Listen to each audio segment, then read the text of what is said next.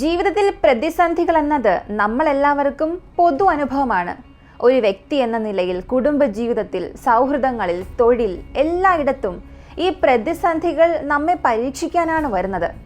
ഇവയെ ഭയക്കാതെ പാഠമാക്കി അതിജീവിച്ചവരാണ് വിജയികൾ. പക്ഷെ പലരാലും അതൊന്നും സാധിക്കാറില്ല.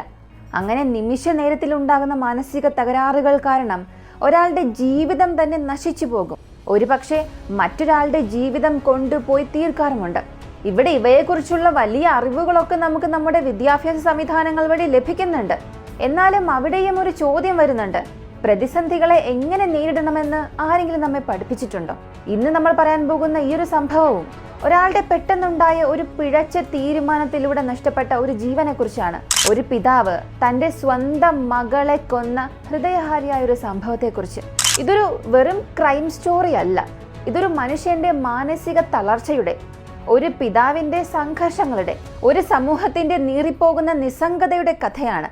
അവസാനം നമ്മൾ എല്ലാവരും ചോദിച്ചു പോകുന്ന ഒരൊറ്റ ചോദ്യം: നമ്മളെല്ലാവരും എവിടെയാണ് പരാജയപ്പെട്ടത്?